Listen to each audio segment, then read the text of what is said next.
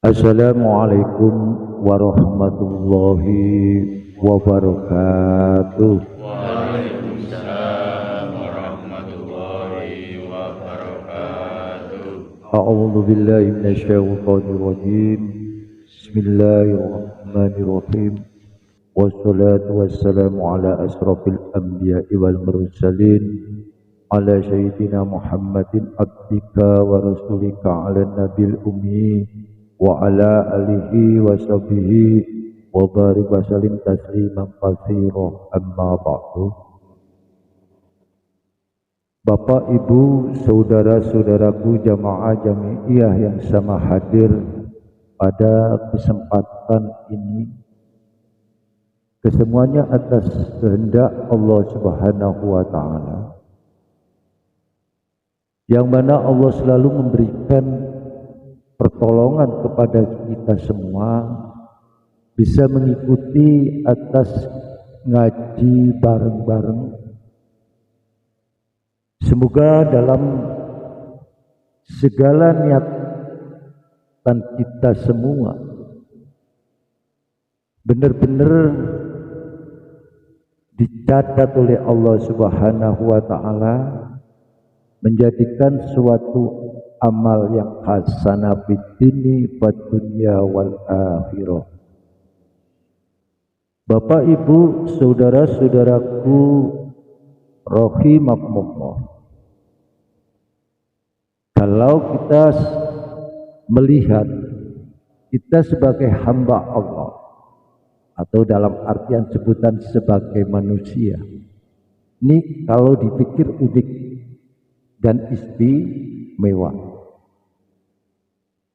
karena dengan segala apa yang Allah ciptakan sebagai manusia itu, termasuk salah satu makhluk yang berbeda dengan makhluk-makhluk yang lain. Kenapa demikian? Karena manusia itu selalu diberikan, dianugerahi oleh Allah. Ya, kalau kita kaji lebih dalam ya, manusia dilengkapi secara imaterialnya adalah ada unsur-unsur yang sangat latifah, yaitu ada ruh, ada akal, ada hati, dan ada nafsu. Kebanyakan manusia tidak memikirkan akan bab unsur yang ada di dalam diri manusia itu sendiri. Padahal itu sangat berarti untuk melengkapi daripada kinerja kehidupan ini. Kenapa fungsi-fungsi empat unsur itu selalu diciptakan oleh Allah? Inilah pembedanya daripada makhluk-makhluk yang lain. Kalau kita satu persatu coba kita gali, bagaimana fungsi tugas ruh di dalam diri manusia. Kebanyakan manusia tak akan memikirkan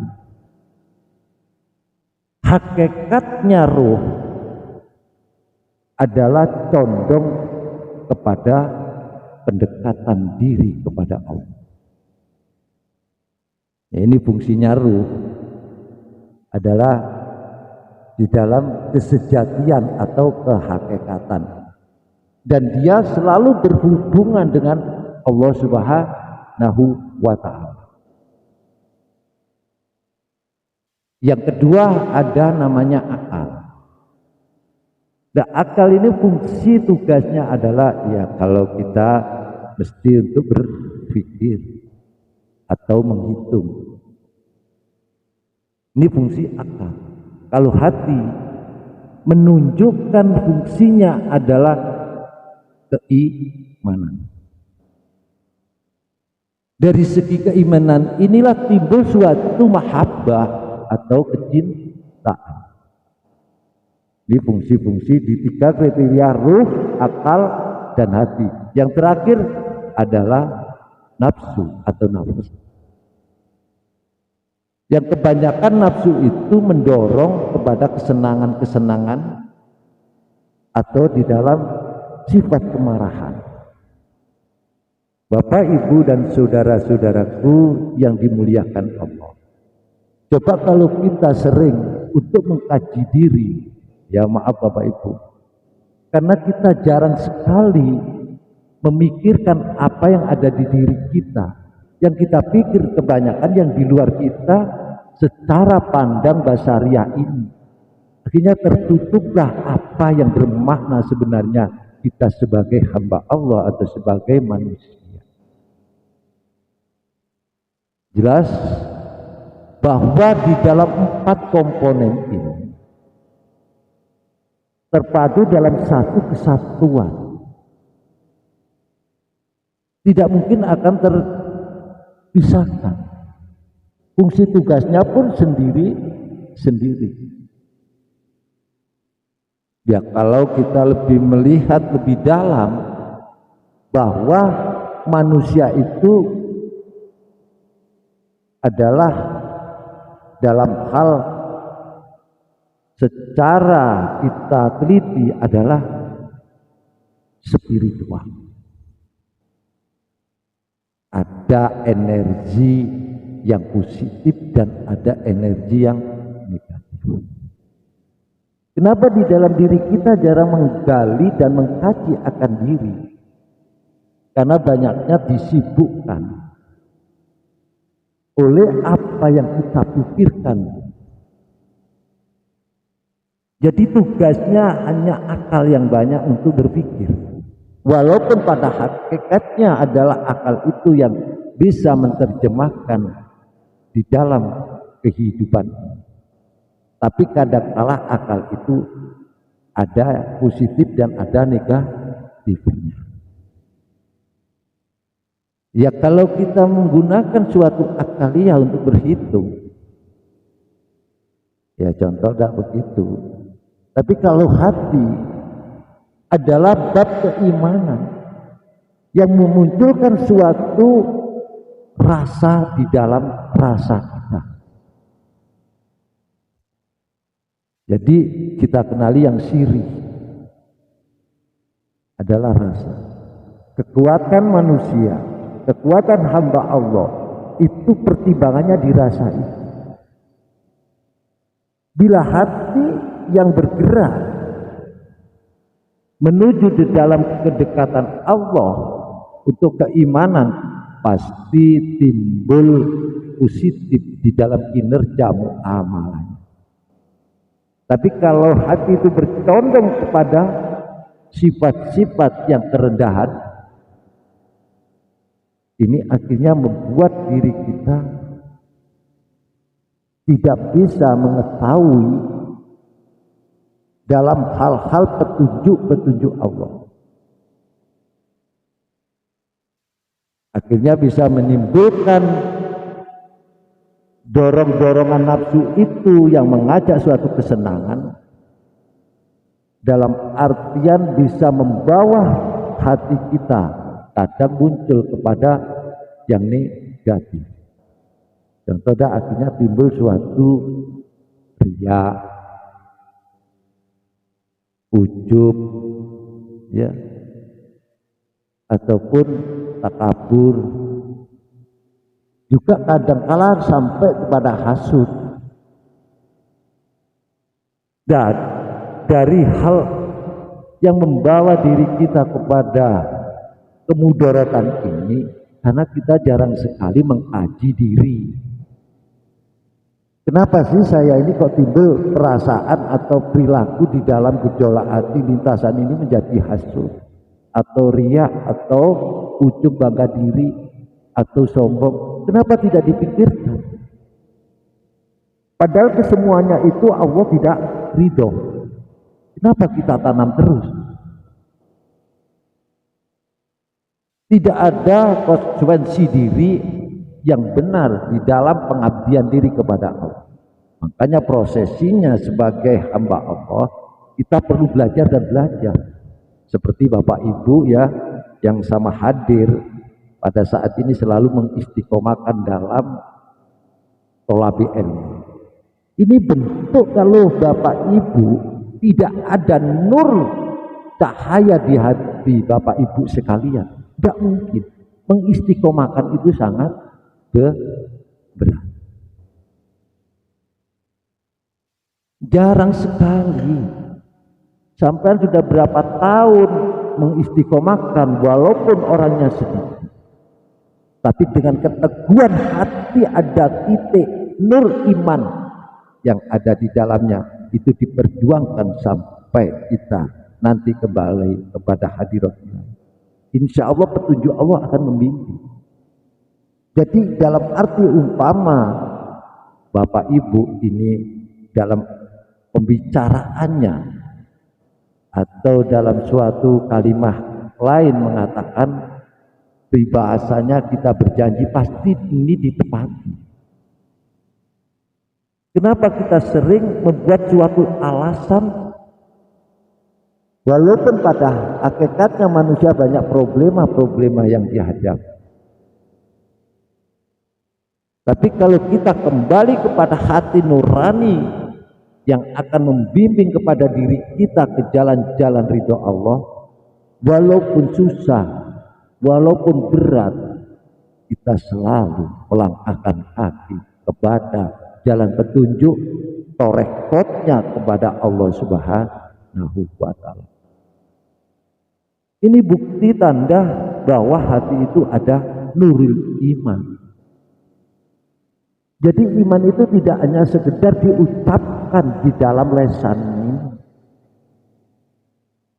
Dengan adanya hati dan dibuktikan dengan rasa, itulah prakteknya, tandanya seseorang hamba Allah yang beriman kepada Allah Subhanahu wa Ta'ala. Akhirnya karena kita sering mengikuti dalam mengistiqomahkan belajar ngaji bareng-bareng seperti ini, artinya menambahkan suatu pengalaman, suatu pengetahuan, pemahaman dan pengertian yang pada intinya kita bisa menjalankan secara ubudiyah atau muamalah secara zahir dan batin. Kadang kala aja masih terpeleset, apalagi yang nggak mau. Sedangkan yang mengistiqomahkan begini aja belum tentu, karena kadang masih belum kuat dengan dorongan nafsu di dalam dirinya yang selalu mengajak kepada jalan-jalan kesenangan tadi. Akhirnya timbul suatu kemarahan. Maksud marah itu bukan kita marah mukul-mukul, enggak. Marah itu dorongan yang sangat kuat, bisikan secara sirri. Bahasa umpama Bapak Ibu mau melakukan sholat, ya, kalau di hati Bapak Ibu tidak ada keyakinan yang kuat iman kepada Allah, itu berat. 5 hari sekali, dalam 1 hari 1 malam 5 kali loh.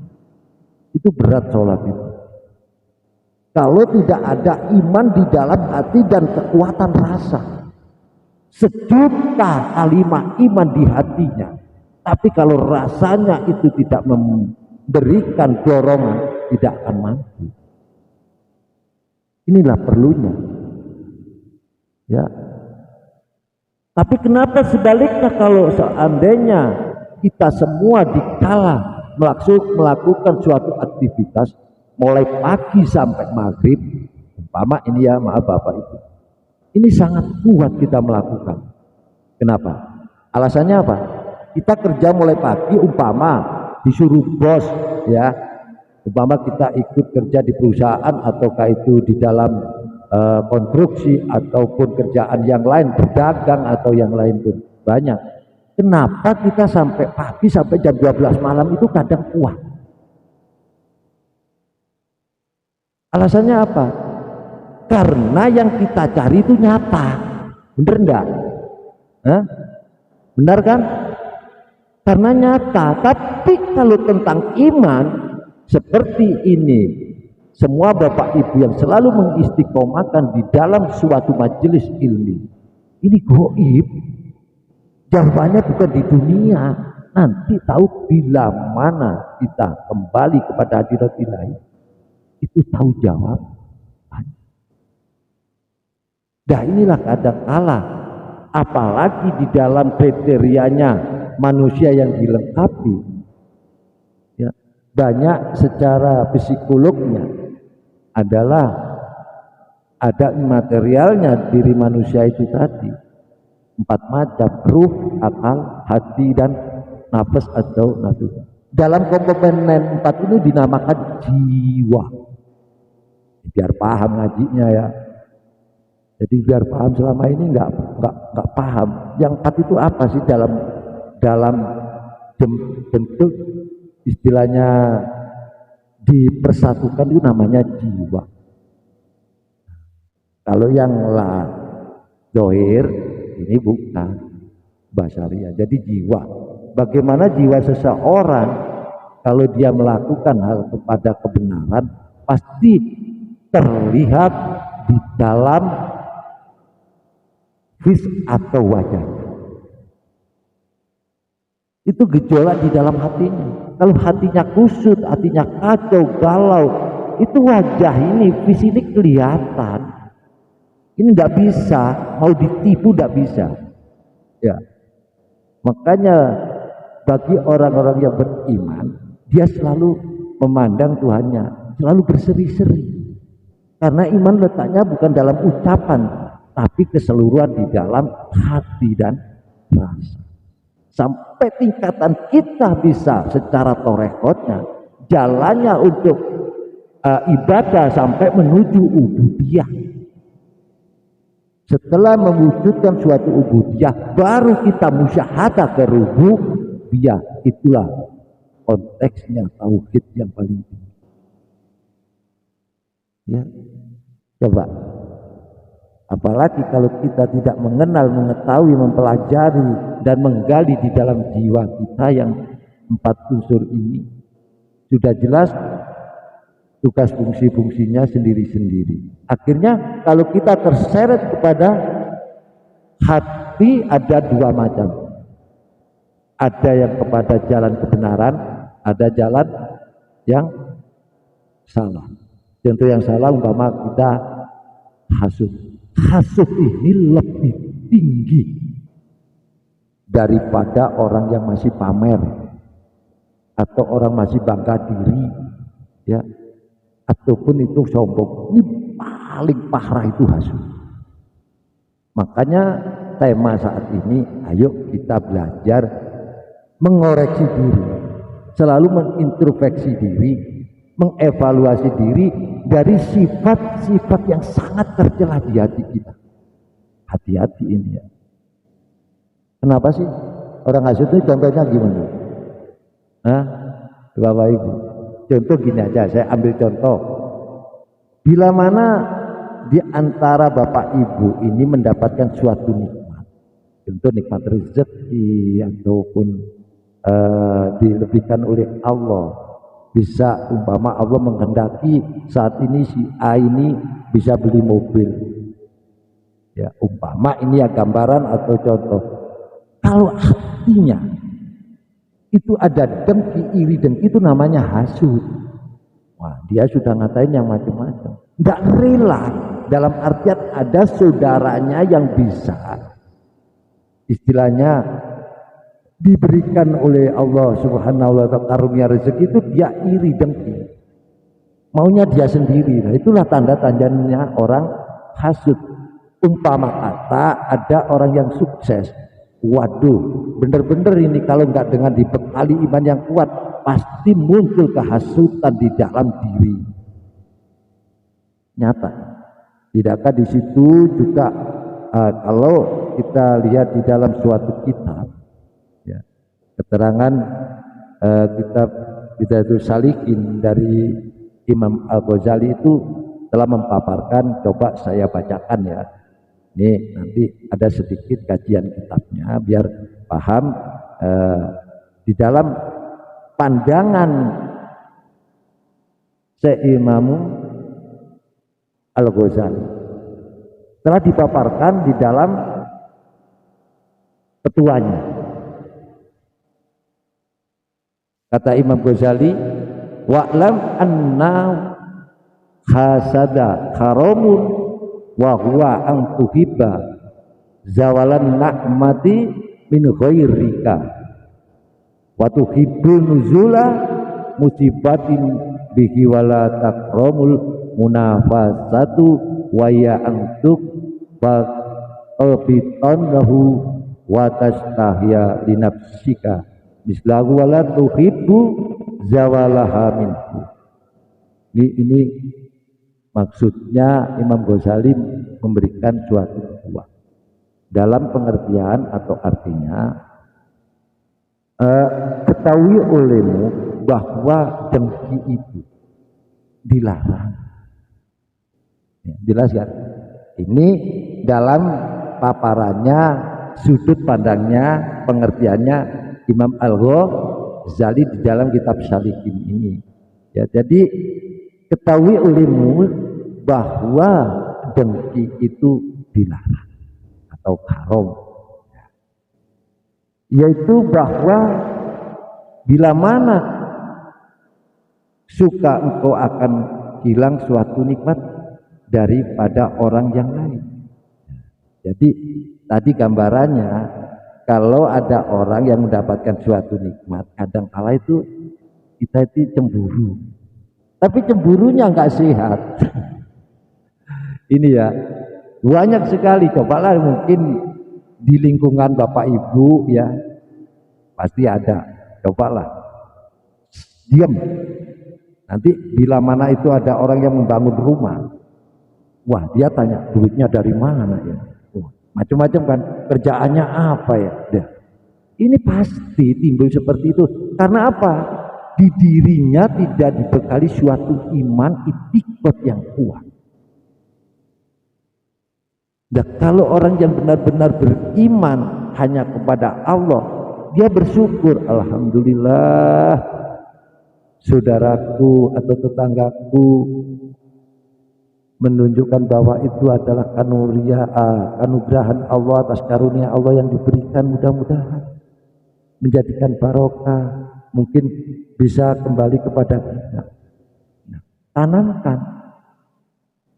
tanamkan di dalam diri kita untuk berbaik sangka kepada sesama. Tapi kalau sebaliknya kita menjadikan suatu buruk sangka, akhirnya timbul kehasutan pada diri. Akhirnya ngomong si A si B ya Bapak Ibu biasanya macam itu, akhirnya kepada teman atau saudara atau tetangga, wah bermacam-macam. Ini dilarang Allah dari itu. Kalau kita benar-benar menjadi orang yang beriman, ya kita tidak mengurusi dari hal itu, kita malah menjaga apa yang keluar di dalam diri kita. Jangan sampai kita ini terlena atau terbujuk, terseret kepada jalan-jalan hati yang bengkok, yang akhirnya mengarah kepada kenistaan diri, kepada dalam diri kita tidak begitu menjadi tenang. Ini sebab-sebab kesemuanya ini dari hati, tidak mungkin dari lain. Akal pikiran hanya cuma berpikir dan menghitung, tapi kalau hati ini sentralnya. Makanya baik dan buruknya manusia itu karena hati. Di dalam hati inilah ada mata hati, laubun fuadnya. Disitulah ada nur atau sir yang sangat dalam, akhirnya menimbulkan suatu akhlak. Nah ini, jadi akhlak itu terletak dari dalam, bukan dari akal pikiran. Gak bisa, ya. Walaupun manusia pembedanya dari makhluk yang lain adalah akal, tapi manusia yang baik adalah dia yang tahu akhlak. Nah, akhlak ini adalah bisa menerjemahkan dalam ilmu azab, ilmu tata krama. Setinggi ilmu apapun dikalahkan dengan ilmu azab, ilmu tata krama. Umpama Bageng ini ya belajar ilmu, ya belajar ini umpama ilmu, sekarang belajar ilmu hikam ya umpama ini Siratul Mustaqim saya baca, ketasawufan ya umpamanya ya, terus saya baca tafsir Qur'annya sampai saya begitu mendalami. Tapi kalau saya tidak punya azab baik kepada sesama, berarti tidak ilmunya, tidak berarti. Jadi tingginya ilmu yang dititipkan oleh Allah Subhanahu wa taala di dalam hamba atau manusia adalah bentuk akhlaknya atau budi pekertinya, yaitu ilmu tata krama, sopan santun, adab aso. Kalau umpamanya Bapak Ibu menerjemahkan ini dengan baik dan dengan seksama, saya yakin walaupun Bapak Ibu tidak begitu diberikan oleh ilmu Allah yang begitu nilainya tinggi seperti yang diangkat derajatnya, tapi kalau Bapak Ibu bisa menerjemahkan di dalam ilmu azab, maksudnya beradaban ya, bukan azab loh. Azab adalah ilmu tingkah laku ya. Umpama sekarang Bageng ilmunya banyak ya, menguasai dalam kitab-kitab, terus saya sering menipu kepada Bapak Ibu, kira-kira bagaimana? Enggak baik. Ini berarti enggak ada artinya di mata pandangan Allah. Disinilah makanya sangat diharamkan, apalagi kita berbuat di dalam hati kita tertanam rasa hasud. Ayo tolong kita selalu berusaha menghilangkan dari sifat yang sangat tercela itu, yang mana Allah tidak meridhoi. Sedangkan Rasulullah juga menyampaikan dalam petuanya Rasulullah, dia sebutkan al-hasadu yakulul hasanati kama takulun naru khatoba. Apa yang disampaikan Rasulullah, bermula atau berawal hasad itu atau hasad itu memakan, ia akan amal yang baik-baik seperti api memakan kayu yang kering. Jadi di situ ibarat ini digambarkan oleh Rasulullah Shallallahu Alaihi Wasallam.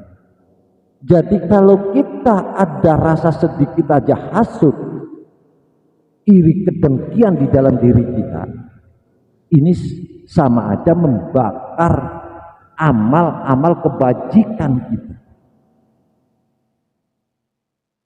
Akhirnya amal kebajikan yang hasanah kita muamalah secara lahir dan batin ini hangus ya, sangat tak berarti. Rugilah kita siang dan malam melaksanakan sholat, melaksanakan dengan puasa, atau kita membaca Al-Quran atau wiridan, tapi kalau di dalam hati masih ada hasud, berbahaya enggak?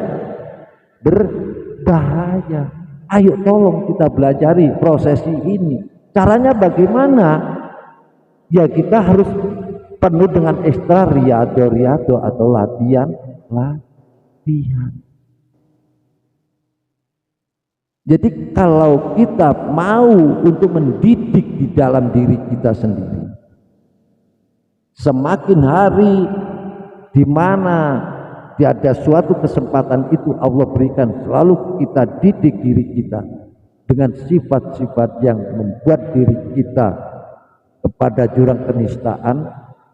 Ayo, dengan adanya kesempatan waktu seperti ini, dimulai, diawali, dibenahi diri. Sebaik-baik manusia adalah yang mau membenahi akan diri pribadinya.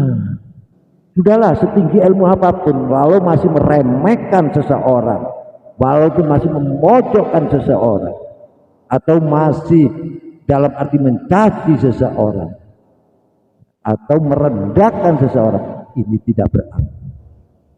Setinggi belajar ilmu apapun, apalagi ilmu dalam tuntunan agama, ini sangat tidak berarti. Sedangkan Rasulullah yang mendapatkan wahyu aja tidak pernah meremehkan kepada seseorang, tidak pernah menghina kepada seseorang ya. tidak pernah merendahkan seseorang. Ini bukti nyata bagi kita semua sebagai umat Rasulullah, harus wajib mencontoh. Kalau kita tidak mencontoh dengan Rasulullah, siapa yang mau dicontoh? Berpedoman kepada as-sunnah Rasul ini adalah sepak terjangnya kepribadian Rasulullah. Secara lahir kita melaksanakan sholat, tadi puasa, ya. Kita bersedekah, ya. Kita saling menyambung tali silaturahmi. Ini dohiriyah ini secara Rasulullah dicontohkan. Terus secara yang dalam adalah selalu Rasulullah memberikan dengan cara sifat kedermawannya, sifat tawaduknya, sifat kejujurannya, ya, sifat amanahnya, kesemuanya ini. Nah, ini barulah kita ambil untuk pelajaran diri kita masing-masing, Bapak Ibu. Maka ada suatu kalimat pun disebutkan di dalam sebutan salah satu di ayat Allah. Jelas di situ telah disodorkan, Bapak Ibu. Jadi agar kita sedikit nanti paham untuk pengkajian-pengkajian ini bisa membawa diri kita semakin baik. Ya, jangan berputus asa dari rahmat Allah. Jangan berputus asa atas pertolongan Allah. Yakin, itikad kuatkan di dalam jiwa, di dalam hati dan rasa. Jangan khawatir atas perkara rezeki yang Allah berikan. Jangan khawatir. Semua makhluk yang ada di dunia ini, semua dikasihani dengan salah satu bentuk wujud di dalam kebutuhannya. Disinilah akhirnya kita kalau paham tentang Allah, kita selalu ya ingat kepada Allah, selalu mempelajari dalam sunnah-sunnah Rasulullah, kita akan menjadi umat-umat yang bermutu, ya, umat-umat yang bermutu. Kita tingkatkan kualitas dan kuantitas keimanan kita secara berubudiyah sampai menuju kepada rububiyah. Nah, ini kalau tidak disertai dengan hati, makanya manusia ini sebenarnya dalam konteksnya spiritual, memerlukan suatu hal-hal, nggak hanya sekedar duniawi, tapi memerlukan untuk yang ukrawi juga. Di situ disebutkan am yaksudunan nasa alama atahumullahu min fadlihi. Dalam keterangan ayat itu, ataukah mereka dengki kepada manusia karena yang telah diberikan Allah kepadanya. Tadi kan contohnya kalau ada tetangga kita, ada saudara kita bisa berbuat istilahnya yang dia bangun rumah atau beli tanah atau beli mobil atau motor, atau dia diangkat derajatnya oleh Allah dalam pekerjaannya. Ini gak usah kita ini bingung. Tenang aja kalau kita iman, kita hanya bisa mensyukuri alhamdulillah. Jangan sampai ditaruhkan kedengkian. Kalau kita dengki kepada sesama manusia, hakikatnya kita dengki kepada yang mencipta. Ini loh nyatanya. Jadi ngaji ini perlunya paham, bukan pinter-pinter. Jadi ngaji bukan untuk pinter loh ya, maaf. Tapi untuk mengerti. Kalau secara sistem Bapak Ibu walaupun tua-tua ini masih mau belajar kitab, bisa bener, nggak tertutup, masih waktu masih banyak. Bacalah, atau nanti baca kitab kuning banyak dah. Itu bisa dipelajari, sistem-sistem itu bisa. Tapi menerjemahkan, mengerti, ini yang susah. Makanya agama ini suatu nasihat bukan menjadikan orang pandai, tapi menjadi orang ngerti. Itulah dalam arti pemahaman adalah makrifat. Ya.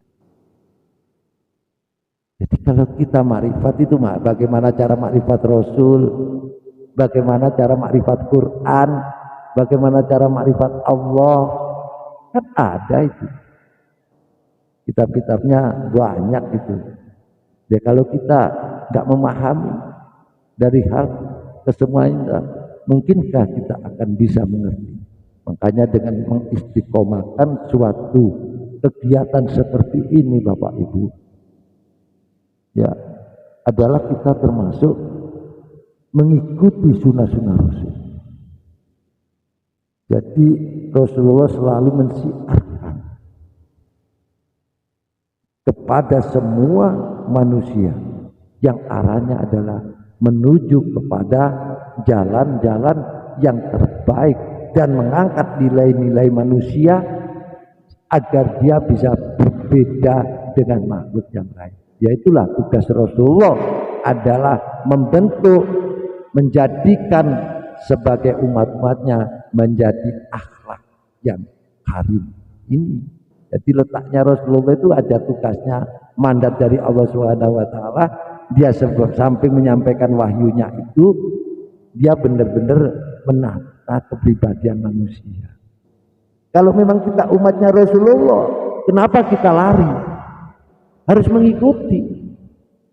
Sekali lagi Bageng menyampaikan, belajar agama bukan untuk pandai-pandai, tapi untuk mengerti. Ingatkan ini ya, tolong, karena nilainya yang dipandang dalam sudut pandangan Allah bukan kita pinter baca Qur'annya, bukan pinternya kita baca kitabnya, ya bener, tapi yang dipandang Allah adalah akhlak, adalah ilmu azab tata krama kepada manusia bagaimana kepada Allah. Bisakah ini dijalankan secara lahir dan batin? Ya, ini tujuannya. Contoh dah kayak ambil kalau orang di dalam sekolah secara umum.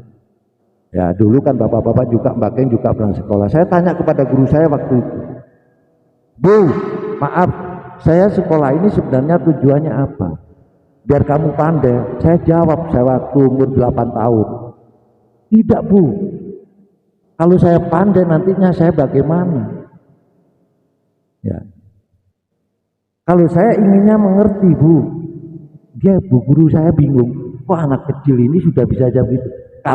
Kalau kita belajar si tulisan abjad, ABCD atau menulis, karena saya dari kejahilan kebodohan supaya saya paham untuk menulis. Tapi untuk menerjemahkan di dalam kehidupan saya pelajaran ilmu itu, umpama itu dalam ilmu bahasa atau ilmu, ya kan ada dulu PMP ya, sekarang apa itu? Pedoman apa dulu? Pengamalan Pancasila. Moral Pancasila, ada moralnya ya. Loh, berarti kan itu tuntunan diri kita, pedoman moral Pancasila. Berarti moral yang moral ini berarti akhlak. Nah, kita pernah belajar PMP lupa. Ya Allah, ya Allah. Ya, jadi jangan terkecoh oleh orang yang pandai. Jangan terkecoh oleh orang yang pandai, walaupun itu orang tukang ngarit, orang yang cari rumput. Kalau dia punya ilmu adab, baik itu dimintai menjadikan gurunya, bisa. Daripada yang pandai akhirnya membuat yang tidak benar. Nah ini loh, makanya di situ letaknya. Jadi yang perlu adalah ilmu adab. Nah, ilmu adab ini kalau kita kaji lebih dalam, akhirnya Bapak Ibu ini ada 4 unsur. Satu, pasti melakukan ilmu adab ini kepada siapapun orangnya. Pembicaraannya, lesan ini pasti baik. Benar. Karena mau mengucapkan kalimat ini udah ingat di dalam dirinya dulu. Patutkah saya mengatakan seperti ini? Atau nanti saya menyakiti tidak kepada seseorang? Atau saya akhirnya mengingkari dengan saya berjanji? Banyak nggak terpikirkan ini bener. Cuma kepandaian yang dia andalkan. Tidak. Ya. Sebanyak itu. Tidak. Karena Allah memandang adalah bagaimana cara hamba itu benarnya beribadah kepada Allah secara individu, dan kedua bagaimana cara beribadah secara sosial kepada sesama manusia ataupun kepada alam raya ini. Ya, tiga ya.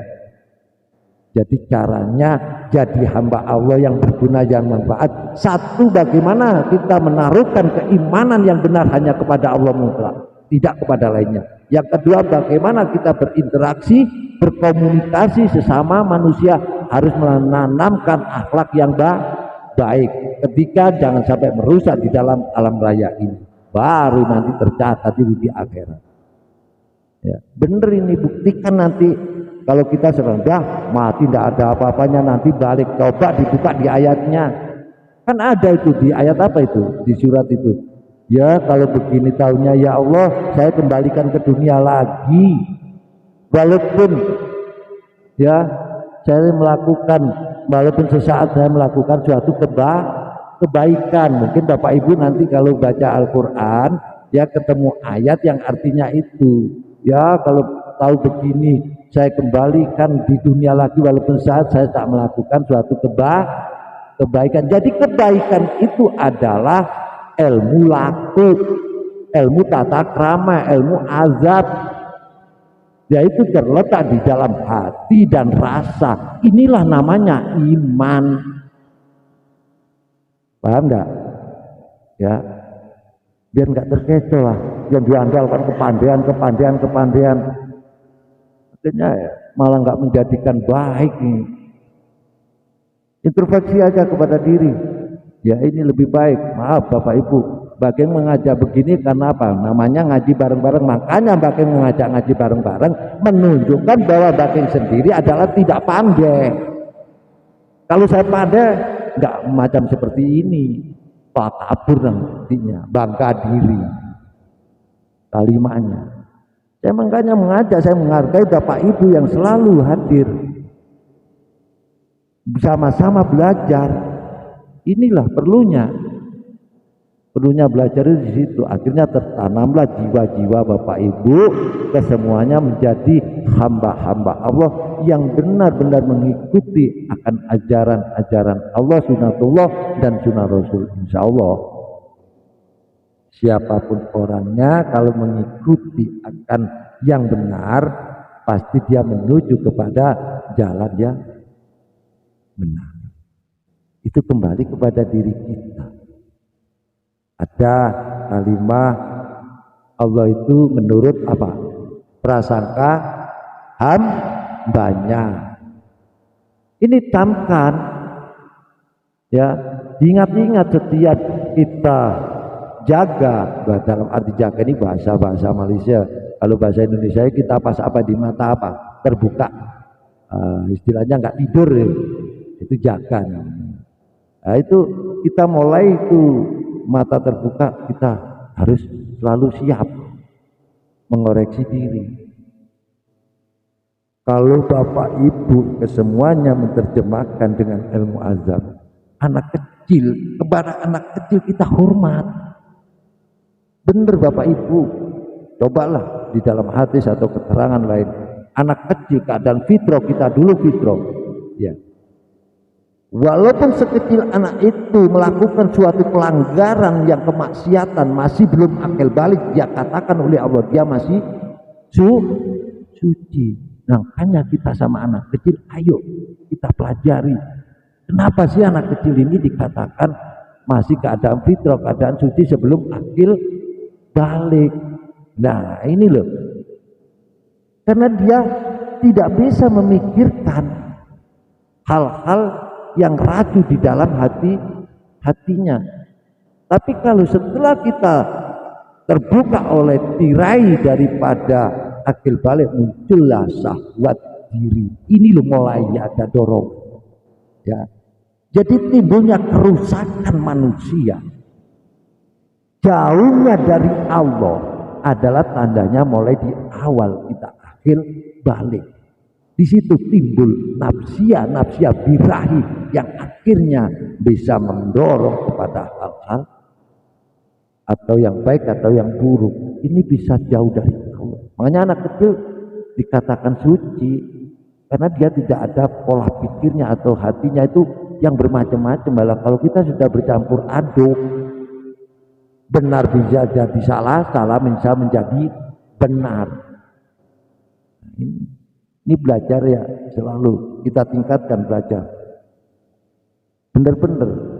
Jadi kita itu kalau belajar mengkaji, ya itu disimak, dipahami, dimasukkan, ditafakuri agar tercipta di dalam diri ini akan menemukan makhluk gaib di dalam diri ini.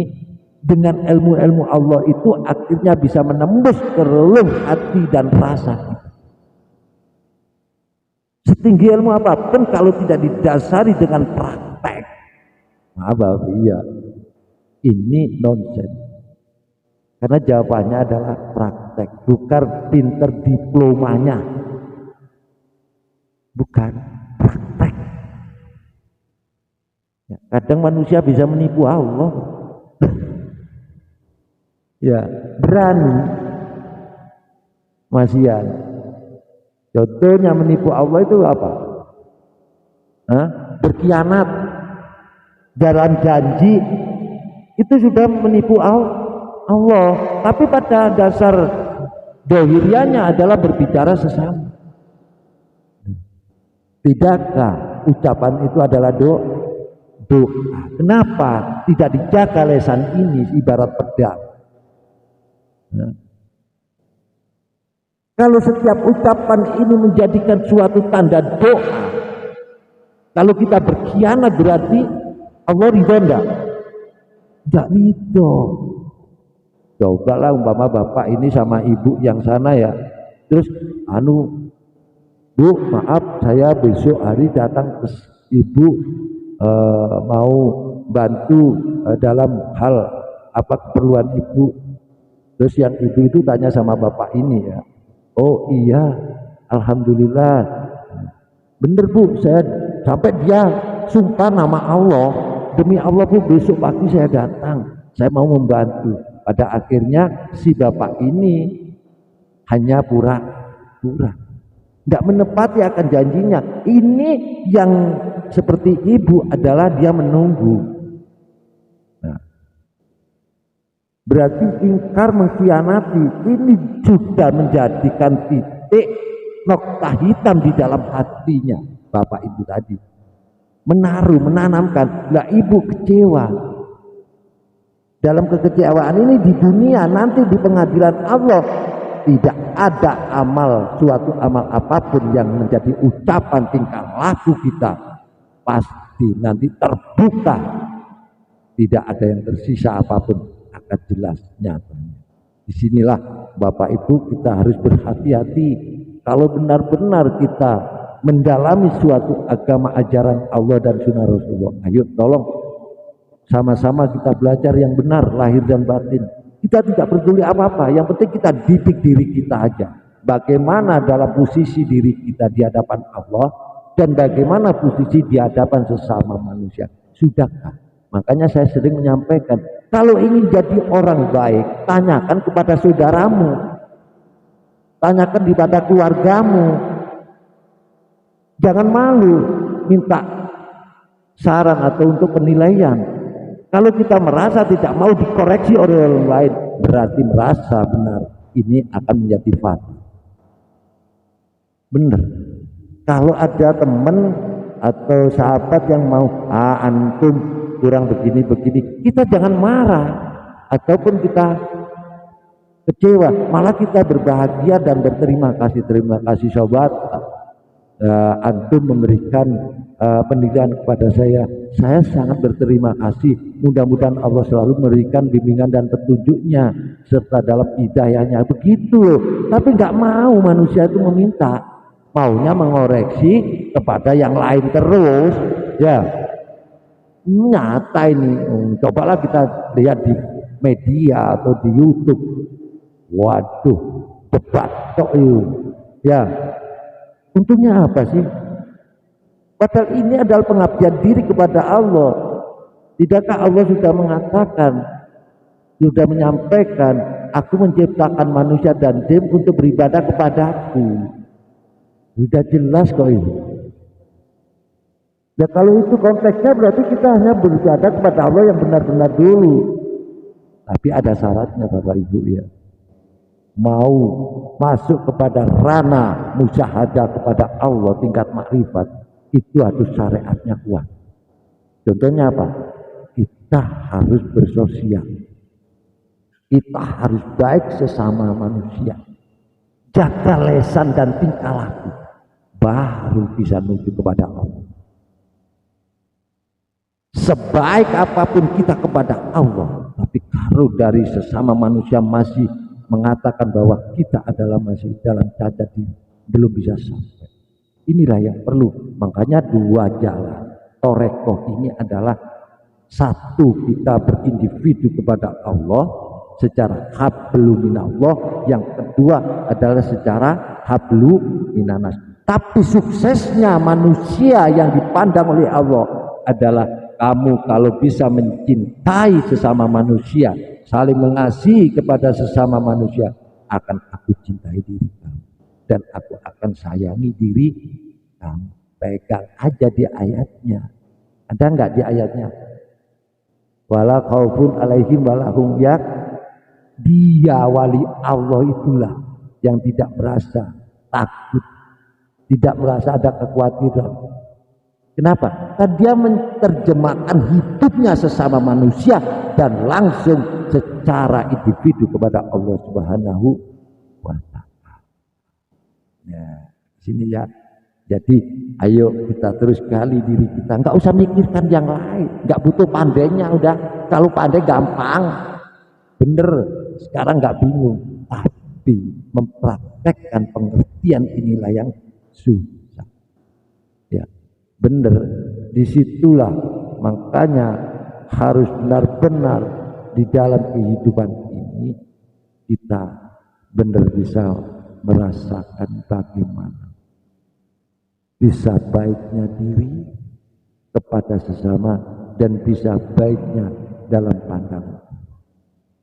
Ayo sama-sama kita tetap mengistiqomahkan dengan selalu giat untuk belajar bersama-sama. Jangan merasa putus asa, karena Allah sendiri sampai di mana kamu merasa bosan. Ingat ini kalau ketemu hadis itu ya. Allah itu sholat aja kadang bisa bosan loh. Sholat itu kadang bisa bosan. Padahal sholat itu adalah kebutuhan kita. Bosan. Itulah. Makanya Allah itu mengatakan seperti itu. Sampai di mana kamu jenuh kepada. Nah, kalau udah Allah mengatakan gitu, kita harus berhati-hati. Oh, harusnya saya begini menerapkan diri. Udahlah. Jadi kita tanamkan, jangan sampai sifat-sifat hasud ini ditanamkan di jiwa kita, karena ini sangat yang paling berbahaya. Bisa hancurnya masyarakat, bisa hancurnya keluarga, bisa hancurnya persahabatan, bisa hancurnya di dalam lingkungan, karena ada sifat di diri manusia itu bila mana hasud itu selalu kuat di dalam jiwanya. Mudah-mudahan kita sebagai hamba-hamba Allah, sebagai manusia yang selalu saat ini mau belajar dan belajar, dijauhkan dari sifat-sifat kedengkian. Mudah-mudahan diganti dengan Allah dengan sifat-sifat yang baik. Nah, dengan demikian Bapak Ibu, apa yang bisa Mbak Keng sampaikan, mudah-mudahan ayo kita renungi, kita tafakuri, dan nanti selepas daripada pengkajian ini kita sering-seringlah untuk menafakuri diri. agar tahu apa sih sebenarnya atau hakikatnya hidup ini. Ini jawabannya di hati Bapak Ibu masing-masing. Demikian karena Mbak Keng bila mana menyampaikan ada kekurangan, ada kekhilafan, wajarlah karena Mbak Keng sendiri adalah orang yang fakir, ya. Masih ada kedoifan, bukan Mbak Keng berarti orang yang suci, ya. Tempat kesalahan manusia. Ya. Disinilah letaknya karena banyaknya kekurangan, merasa doifnya, merasa fakirnya, akhirnya kita mau bekerja keras, ya. Mau bermujahadah yang sungguh-sungguh, selalu minta pertolongan Allah Subhanahu wa taala. Bila ini benar adalah mutlak datangnya dari Allah Subhanahu wa taala. Demikian Bapak Ibu, ada kurang lebihnya Bakeng mohon maaf yang sebesar-besarnya. Kami tutup dengan akhirul kalam, ihdinas siratal mustaqim wa bila taufiq wal hidayah waridha wa inayah. Assalamualaikum warahmatullahi wabarakatuh.